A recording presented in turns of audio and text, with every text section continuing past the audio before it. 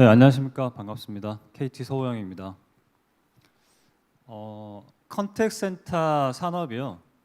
AI가 가장 활발하게 도입되고 또 적극적으로 활용되고 있는 산업 분야입니다. 그렇게 된지 국내에서는 한 5년 남짓 그렇게 되었고요. 그 5년이 지난 현재 시점에 이 컨택 센터에서 일하는 AI가 그러니까 컨택 센터 업무를 처리하는 능력치가 어느 정도 될지, 그리고 구체적으로는 어떤 일들을 실제 처리하고 있는지, 이 현재에 대한 부분을 좀 설명을 드릴 거고요. 그리고 이제 그러고 나면 궁금한 게, 오늘 뭐 주제도 그렇지만요, 앞으로는 어떻게 될 거냐라는 부분이 굉장히 궁금해지잖아요. 그쪽은 이제 뭐 정확히 예측하기는 어렵겠지만 제가 생각하고 있는 바를 간단하게 추가로 설명드리는 내용으로 발표를 하겠습니다.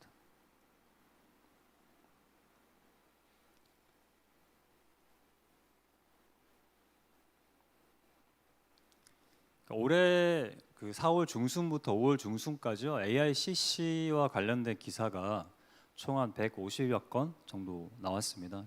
전년 같은 기간에 비교를 해보면 2배 이상 늘어난 수치인데요. 뭐 이게 늘어나고 있다는 점도 중요하고 그 안에 내용도 굉장히 중요할 것 같아요. 초기에 5년 전, 뭐 4년 전, 3년 전 이렇게 오면서 처음에는 단순히 AICC를 우리 회사의 콜센터에도 도입을 했다, 이런 유형의 기사들이 많았어요. 그리고 이제 그 위에 점점 변해가는 양상들은 이런 겁니다. 도입을 했더니 우리 컨택센터에서 근무하는 상담사들의 업무 강도가 어떻게 낮아졌고 그들의 근무 여건이, 근무 환경이 어떻게 개선되었다. 그리고 기업의 입장에서 대고객 서비스 관점에서는 전체적인 서비스의 레벨, 응대율부터 뭐 여러 가지 고객에게 제공하는 편의들이 어떻게 높아졌다. 그래서 우리 회사는 이것들을 통해서 생산성을 어느 정도 향상시키고 비용을 얼마나 절감하고 있다. 이런 내용의 이제 기사들로 점점 바꿔 나가는 추세에 있고요. 그러면 이 AI가 컨택 센터 안에서 하는 일은 크게 두 가지 유형으로 나눠볼 수 있어요. 하나는 상담사를 대신해서 상담 업무를 직접적으로 처리하는 봇들입니다. 대표적으로 보이스봇, 챗봇이 있고요. 그리고 두 번째는 이제 상담사분들 옆에서 이제 상담사의 업무를 지원하는 일종의 이제 상담사의 비서 역할을 하는 AI, 이렇게 두 가지 유형으로 나눠볼 수 있고요. 먼저 이제 상담사의 업무를 대신해주는 자동화해주는 봇의 수준이 어느 정도냐. 결론만 먼저 수치적으로 말씀드리자고 하면은 우리 컨택센터 내에 개별 기업의 컨택센터 내에 전체 업무 중에서 약 30% 정도의 업무를 직접적으로 처리를 합니다. 이걸 조금 생각해 보시면은 AI는 좀 단순한 일들을 잘해요. 그러니까 우리가 상품에 대한 소개 잘합니다. 그런데 상품을 구매하도록 고객을 설득하는 일은 잘 못합니다. 그리고 해지에 대해서 해지 절차를 안내해 드리는 건 잘하지만 그 해지를 하시지 않도록 해지 방어하는 설득 커뮤니케이션 잘 못해요.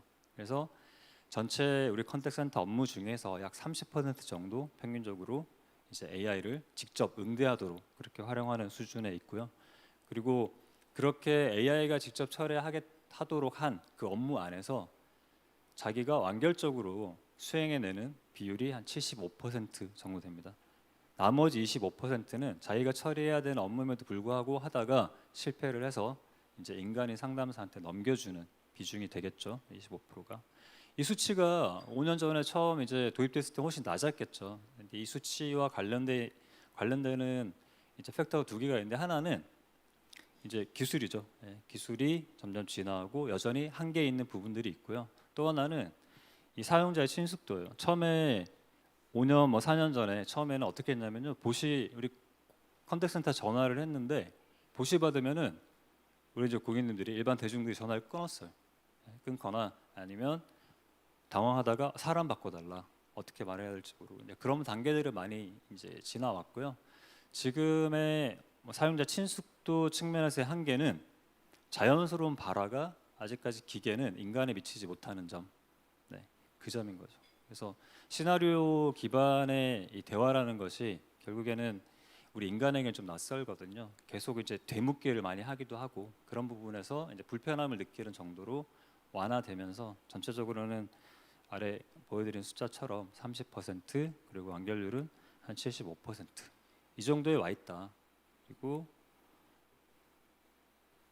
네, 그다음으로 상담사를 도와주는 이제 상담 어시스트는 상담사가 고객과 대화를 시작하는 시점부터 그 모든 대화를 텍스트로 다 바꿔냅니다. 다 바꿔내서 그 텍스트에 나오는 정보를 기반으로 해서 상담사한테 필요한 답변을 추천을 해주거나 네, 관련 지식을 제공을 해주거나 네, 이런 일들을 합니다. 그리고 상담이 끝나고 나면 이제 상담사가 해야 되는 일 중에서 상담 후처리라고 하는 부분, 상담 내용을 요약해서 기록하는 그런 부분들 다 이제 AI가 도와주는 그런 걸 하는데요.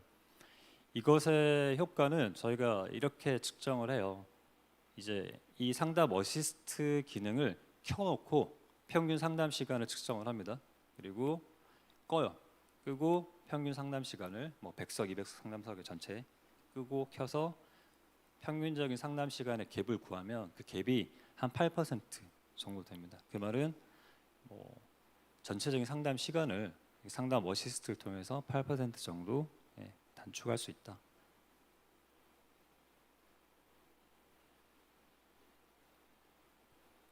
주로 이 AICC 솔루션을 이제 기업들이 도입함에 있어서 주로 대기업들은 이제 언프레미스 형태로 대부분 하시고요. 그리고 그런 언프레미스로 했을 때 초기 비용 부담이 좀 있으신 중소기업은 월 베이스로 요금을 낼 수 있는 사스형 서비스를 선호하시는 그런 경향을 가지고 계십니다.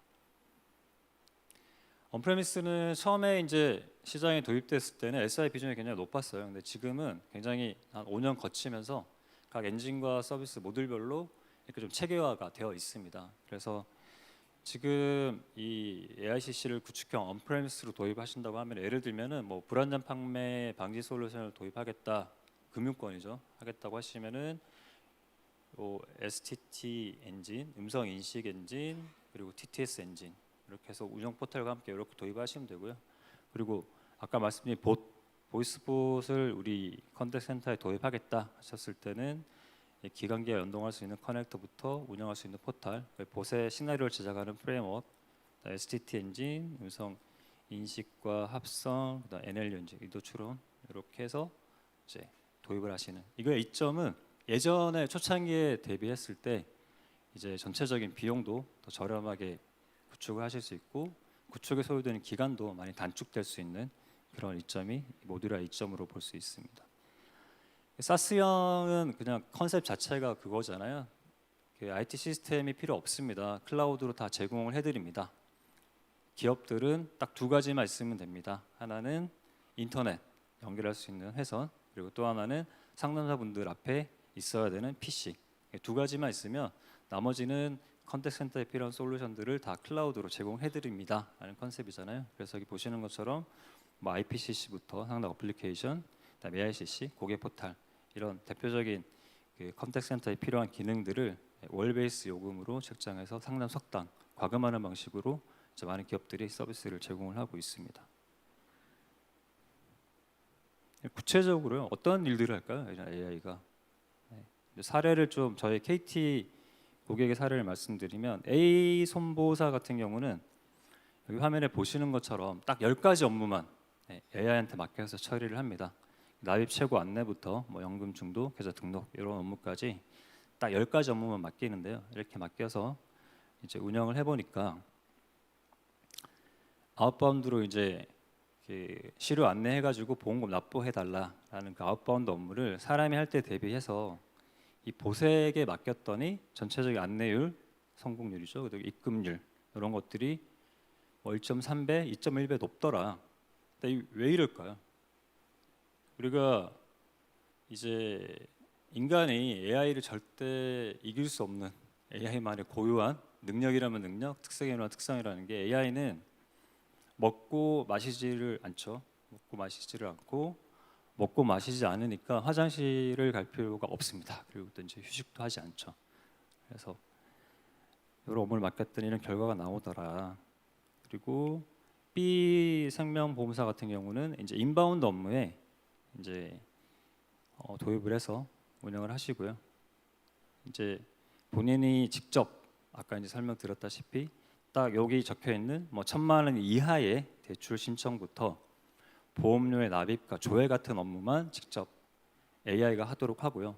그 외의 업무는 이제 상담사에 연결하도록 그렇게 해서 운영을 하고 계신데, 상담사한테 연결을 할 때도 AI가 이제 고객이 요청하는 업무들을 어떤 상담 그룹, 어떤 상담사가 하는지를 이제 테이블 정보로 다 가지고 있어요. 그래서 해당 상담사한테 잘 연결해주는 그런 형태로 비생명보험사는 AI를 활용하고 계십니다. 이렇게 했더니 전체 이제 인바운드 업무의 한 35% 정도를 이제 처리를 하고 계시고요. 그 위에 뭐 주말, 뭐 퇴근, 24/365 얘기가 나오는데 AI는 잠을 안 자잖아요. 네, 그런 것들이 있어서요. 전체적으로 이런 부분까지 해서 35% 업무를 B생명보험사 같은 경우는 직접 AI를 통해서 처리하고 계시고요. 이제 여기부터는 이제 사스형, 아까 두 사례는 언프레미스 형태로 구축하신 고객 사례를 말씀드렸고요. 이제 사스형으로 쓰시는 고객 중에는 A협회 같은 경우에 왼쪽에 이제 보이스봇인데요. 딱 50여 가지 문의사항, 24시간, 그리고 예방접종 주의사항 같은 70문항 Q&A 안내를 하고요. 그리고 또 이게 다시 듣고도 그냥 말로만 들으시면은 고객들이 다시 전화를 하시거든요. 그래서 그런 부분들을 이제 문자나 톡으로도 발송을 해드리는 것까지 AI가 하고 있고요. 그래서 상담 처리율이 뭐 5% 포인트, 그리고 다시 전화가 오는 건이 드라마틱하게 줄어드는 그런 효과를 보고 계십니다. B 의료기관은 재밌는 게 이제 챗봇을 먼저 선응대를 시키고요. 근데 이제 그걸 모니터링해서 쭉 보고 계시다가 상담사분들이 내가 개입해야겠다 하면은 그때 개입해가지고 이제 사람이 그 상담을 이어가는 형태. 그리고 의료기관이다 보니까 이제 상담 후 처리에 있어서 상담 결과 요약하는 게 좀 전문적이고 이런 용어들도 많고 하니까요. 그런 부분들은 이제 정확도가 낮았었는데 여기에다가 상담 요약에 AI가 요약을 대신하도록 함으로써 전체적으로 이제 이 AI를 도입하기 전 대비했을 때 응대율이 한 30% 정도 향상된 효과를 거둘 수 있었습니다. C 유통사 같은 경우는 우리가 이제 뭐 성수기에 그간에 일반적으로 컨택센터에서 AI 도입 이전에는 대응하는 방식이 단기 인력 채용해가지고 이제 대응하는 게 일반적이었거든요. 이제 그 부분을 AI를 통해서 활용을 함으로써 이 C 유통사 같은 경우는 위에 이제 보시는 것처럼 전체 인이포의 32% 정도를 AI 상담으로 처리하도록 했고요. 365 이사 상담 당연히 하고, 근데 성수기 때 아무리 단기 인력을 많이 채용을 하더라도 이게 이제 넉넉하게 채용은 어렵잖아요. 채용하는 것 자체도 어렵고요. 비용도 고려를 해야 돼서. 근데 이제 AI를 활용함으로써 성수기의 포교, 고객 불편을 많이 줄여들 수 있었다는 게 이 C 유통사 사례에서는 가장 주목해서 볼 부분인 것 같습니다. 앞으로 어떻게 될까요? 5년 정도 지났는데 말씀드린 것처럼 뭐 30%, 75% 그리고 상담사 생산성은 8% 뭐 이런 말씀을 드렸어요. 앞으로는 어떻게 될까? 크게 아마 두 가지 요인이 앞으로의 향배에 있어서 굉장히 중요한 역할을 할 거라고 생각을 해요. 첫 번째는 생성형 AI인데요. 생성형 AI가 가지고 있는 뭐 특징, 강점 이런 부분들을 앞선 연사님들께서 많이 말씀을 주셨는데 저는 이제 컨택 센터 얘기를 하는 거니까요. 이 커뮤니케이션 측면에서 가지고 있는 생성 AI의 가장 큰 특징은 아까 시나리오 기반의 우리 보이스봇, 챗봇들은 좀 어색하다. 사람이 대화를 이어갈 때 그 부분을 그냥 사람과 거의 같은 수준으로 느끼도록 해줄 수 있겠죠. 커뮤니케이션이 굉장히 자연스럽게 잘 진행될 수 있도록 하는 것. 그리고 운영하는, 한번 도입하고 나면 지속적으로 이제 AI를 운영을 컨택센터 내에서 해야 되는데 운영에 있어서도 지금 현재 어쩔 수 없이 해야 되는 뭐 시나리오 저작 이런 부분들도 상당 부분 줄여주거나 없애줄 수 있는 그런 가능성이 굉장히 큰 생성 AI가 갖고 있는 특징이라고 볼 수 있고요. 이 컨택센터 분야에서. 그래서 어떻게 될 거냐 보면 그것들이 뭐 고객의 자유발화에 대응하는 역량을 향상시켜주고 뭐 스크립트도 굉장히 자연스러워지고 이런 게 있겠지만 가장 결정적으로는 생성형 AI는 또 실시간 정보들을 동시에 활용할 수 있잖아요. 그래서 종합해서 보자면 이렇게 될 것 같아요. 아까 우리가 AI를 통해서 처리할 수 있는 컨택센터 업무 비중이 한 30%, 단순한 업무 위주로 구성이 되어 있다라고 말씀을 드렸는데 이런 뭐 자유발화에 대응하는 역량, 커뮤니케이션 자연스러움, 그다음에 추가적인 정보의 활용 이런 생성 AI를 이 컨택 센터 안에서 활용할 수 있는 두 가지 점을 조합해서 생각을 해보면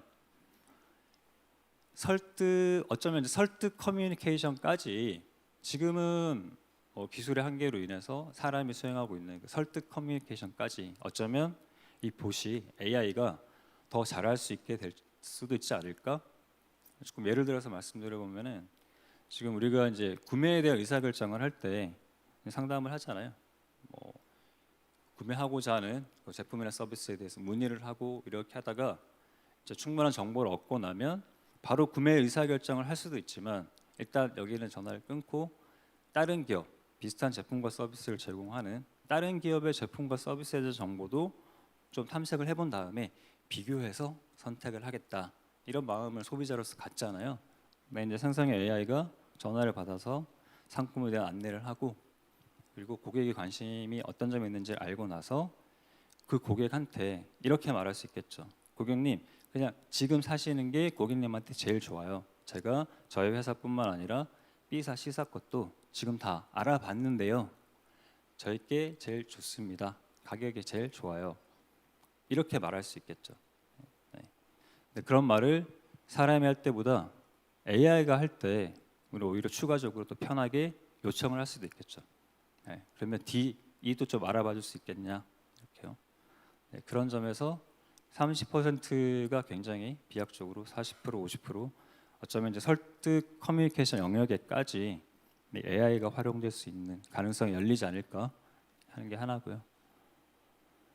마지막으로 이제 개인화 서비스는 많은 기업들이 관심이 있죠. 많은 기업들이 관심이 있고 지금 현재 하고 있는 것들을 보면 이제 기업이 가지고 있는 그 고객에 대한 정보들을 추가적으로 고객 구매 데이터나 뭐 상품 데이터, 영업채널 데이터들도 있지만 추가적으로 이제 AI를 통해서 상담 내역에서도 이제 그 정보들을 추가적으로 수집하고 축적을 해가지고 전체적으로 데이터 분석 플랫폼을 통해서 개인화 서비스를 위한 준비들을 하고요. 그것들을 여기 보시는 분들 캠페인 형태로 어떤 마케팅의 어떤 인사이트를 위해서 많이 활용들 하시는데 우리 소비자로서 어떠세요? 그러니까 이제 이 개인화 마케팅이 이제 직면해 있는 가장 큰 허들은 그거 같아요. 개인 정보의 수집이 더 다채롭게 다양하게 많이 될수록 이 마케팅의 정교함도 높아질 수 있는데 그 정보의 제공에 있어서 이제 기업의 입장과 개인의 입장의 차이가 굉장히 크죠. 그러다 보니 이렇게 많은 시스템을 구축해서 개인화 마케팅을 추구하는 이제 기업 입장에서는 그 노력 대비 실질적인 마케팅 메시지의 도달률 그리고 반응률이 흡족하지는 않은 상태고요. 소비자인 개인의 입장에서는 어떤 경우에는 굉장히 나한테 유용한 그런 정보 적기에 딱 오는 경우도 있지만 상당수는 또 약간 스팸처럼 느껴지기도 하고요. 그 간극이 존재를 하는데 이 생성형 AI 그리고 앞서 들으신 언디바이스 AI는 이런 허들을 그 간격을 단숨에 좁혀줄 수 있는 그런 혁신적인 파괴를 가질 수 있다고 생각을 하거든요. 6월 10일에 애플이 개발자 회의를 했잖아요. 그때 이제 애플 인텔리전스를 발표를 했는데 아마 보신 분들 많으실 거예요. 거기에서 하나 제가 주목했던 부분은 뭐였냐면요. 그 시연을 했는데 사용자가 애플 기기를 들고서 말하죠. 엄마, 우리 엄마 공항에 몇 시에 픽업하러 가면 되냐라고 물어보니까 그 뒷단에서 일어나는 일들이 이거였잖아요. 메일을 검색해서 엄마와 주고받은 메일을 보고 거기에 기재되어 있는 항공편 명을 알아내고 그 항공편 명을 가지고 해당 항공사에 조회를 해가지고 그 항공편이 공항에 몇 시에 도착하는지를 알아내고 실시간 교통 정보를 확인한 다음에 사용자한테 대답을 해주잖아요. 1시간 정도 전에 출발하면 될 것 같다. 네.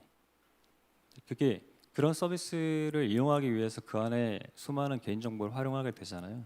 그런 서비스의 혁신성 때문에 우리 소비자로서의 우리들은 정보 제공에 있어서도 이전과는 다른 행동 양식을 보일 것이고요. 그런 것들이 종합된다면 뭐 생성형 AI, 언디바이스 AI와 이런 서비스의 진화, 그다음에 개인정보 활용에 대한 우리 소비자로서의 태도 변화들이 종합적으로 결합됐을 때 이런 시인이 만들어질 것 같아요. 오른쪽 위에 뭐 TPO 기반 개인화라고 적어놨는데요. 우리가 어느 날 쇼핑몰에 딱 들어갔을 때 제가 지난 일주일 동안 많이 관심 있게 검색도 해보고 비교도 해봤던 운동화 브랜드 매장이 내 폰에 있는 AI가 저한테 알려주는 거죠. 그 매장이 이 쇼핑몰에 있고 지금 사면은 그 회사에서 지금 이 매장에서 사시면은 그 회사에서 당신한테 10% 할인 쿠폰을 지금 준다라고 연락을 받았다. 이렇게 안내를 해줄 수 있겠죠. 네. 그렇게 진화해 나갈 거라고 생각을 합니다. 저희 KT 지금 지난 5년 동안 AIC 사업 열심히 해오고 있고요. 그리고 앞으로 이것들이 변해 나가는 방향에 있어서도 가장 진취적이고 적극적으로 도전해 나가고 있습니다. 네. 그래서 오늘 설명드린 AICC의 현재 그리고 미래에 있어서 관심 있으시거나 저희와 함께 해보고자 하는 기업이 있으시다면요. 저희 홈페이지를 통해서 문의 남겨주시면 찾아뵙고 또 추가적으로 설명도 올릴 수 있도록 하겠습니다. 네, 이상 발표를 마치겠습니다. 감사합니다.